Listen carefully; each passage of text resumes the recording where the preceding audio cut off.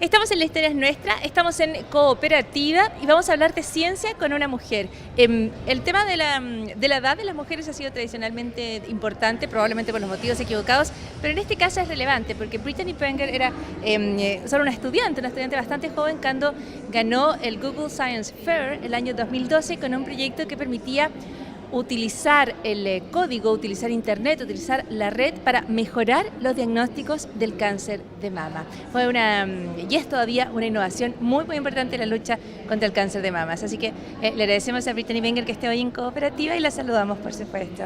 Hi Brittany, thanks for this interview with Radio Cooperativa. Thanks so much for having me.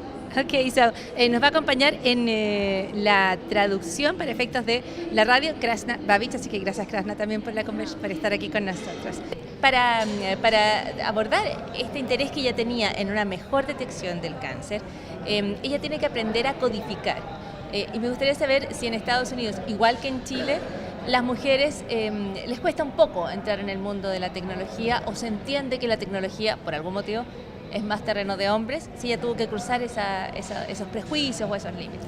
So was it difficult for you to enter the world of technology? Or coding, Okay. which is Yeah.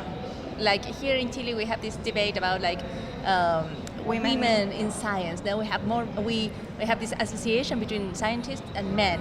Pensamos en la ciencia asociada a hombres. So was it difficult for you to step into coding and these things? So I was really lucky. I grew up in a small town. My parents, my teachers, they never really even made it clear to me that science was a traditionally male-dominated field. But as I've gotten older, I went to International Science Fair when I was 14, and I remember there were about 110 projects in the computer science category, and only 10 of them were done by women.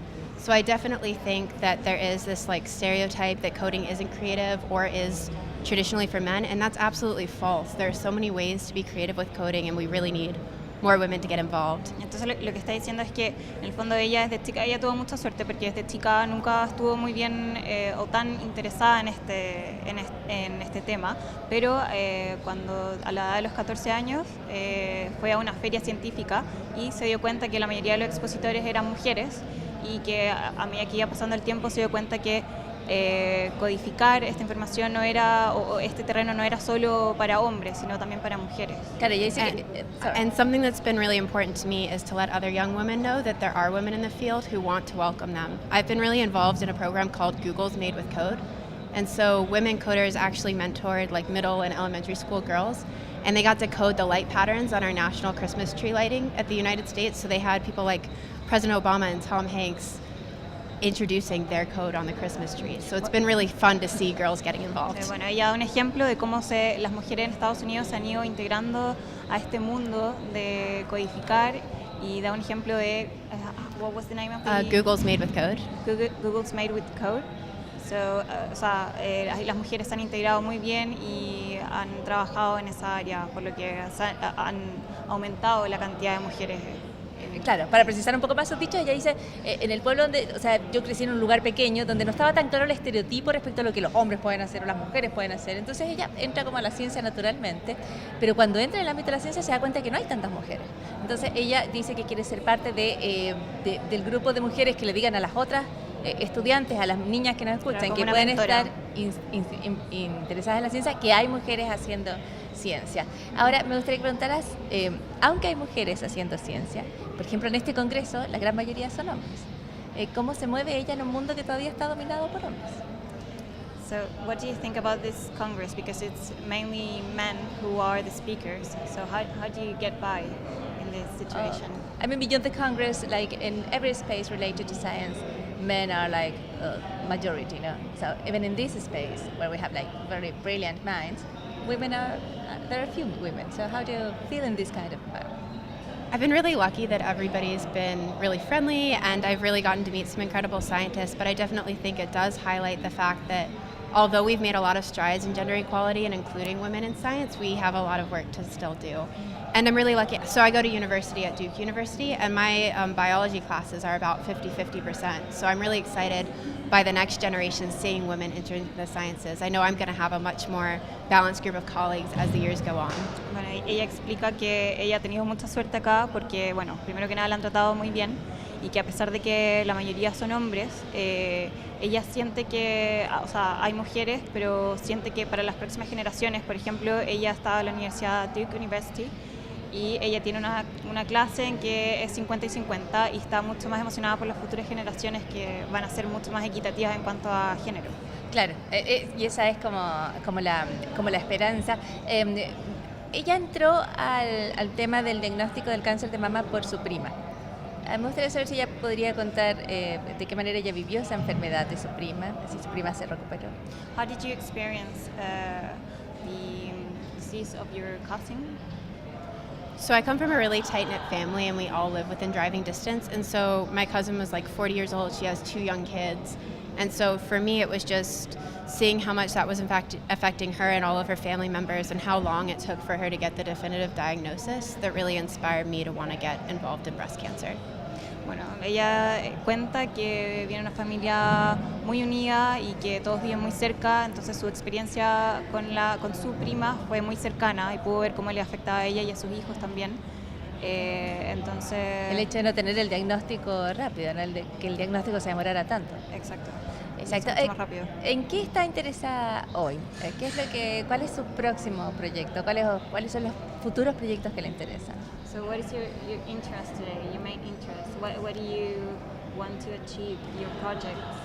So I'm really interested in precision medicine, which is this kind of subcategorizing of people into risk groups. So ideally, I'd love to create a program that can predict whether somebody will get breast cancer so that we can intervene before they ever have to get breast cancer or other diseases. Lately, I've been working on the flu. I'm partnered with some researchers at Duke University who are amazing mentors. So I really want to be personally a pediatric oncologist, continuing to do research and to see patients. Su principal interés es desarrollar un programa que pueda detectar lo más prontamente posible el cáncer de mama por ahora. Claro, prácticamente predecible, decía Sí, ella. claro. ¿Quiénes van a desarrollar ¿Quién va a tener mama? cáncer de mama en un futuro? Sí. Y también está trabajando en un proyecto ligado a la investigación del resfrío, del flu, Sí. y también dice que le gustaría trabajar a futuro en oncología pediátrica. Dile que necesito saber más respecto, quienes nos escuchan, respecto a su proyecto sobre el resfrío, que es una cuestión común y tan molestosa. So, what's this project, flu project about? Could you explain? Yeah, so essentially we're trying to find biomarkers that can predict whether somebody will get the flu after they're exposed before they're reaching peak symptoms. So theoretically, if we can find genes or proteins that are upregulated, we could treat somebody for the flu before they're feeling sick. Oh. Ya, entonces esto en el fondo es un sistema de predicción también, es la idea, decir quién va a tener esta enfermedad antes de que presenten los síntomas. Claro, entonces pueden saber quién es la persona que toma el flu, which is awesome. It's like, dile que tradujeras para el público que nos está escuchando, si ella que conoce el poder de la data, de los datos, del manejo de grandes datos, si a veces no le da susto también que estos grandes datos sean usados no para la salud o no para el beneficio de las personas. So, knowing the power of data, aren't you afraid that some people might use it not for the good? I do think that, so I'm actually minoring in science ethics, so I think a lot about the sort of ethical and societal and political implications of research, and particularly in the genetic space. And so I do think that as we learn more about genetics, there's so much potential for good, for help in medicine, but that needs to be accompanied by laws and protection to make sure that discrimination doesn't happen, because I do think that's a risk. Sí, bueno, ella explica que es un riesgo manejar tanta data y el desarrollo de esta data tiene que ir acompañado también por una protección del gobierno, por leyes, eso más que nada, porque hay que proteger también la información de las personas. Claro, ella me da la impresión, quizás le puedes precisar, si lo que ella ve es que en la predicción de ciertas enfermedades o condiciones se abre un espacio para que alguien discriminara. Si tú sabes que alguien va a desarrollar una enfermedad determinada, tú podrías discriminar a esa persona, por ejemplo en el ámbito laboral. Si yo voy a contratar a alguien y yo sé que se va a enfermar, eventualmente puedo posponer esa decisión. Me gustaría saber si a ese tipo de problemas, si a ese tipo de dilemas ella se refiere. ¿Sí, ese tipo de qué, perdón? Dilemas se refiere ella.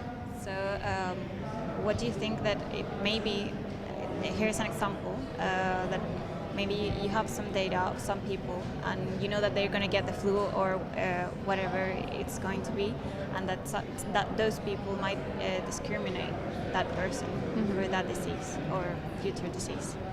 So in the United States, we have something called GINA, which is a legal law that says that if the employer is not allowed to ask for genetic information, and if they find out that you have some sort of genetic handicap, they're not allowed to discriminate or fire you because of that.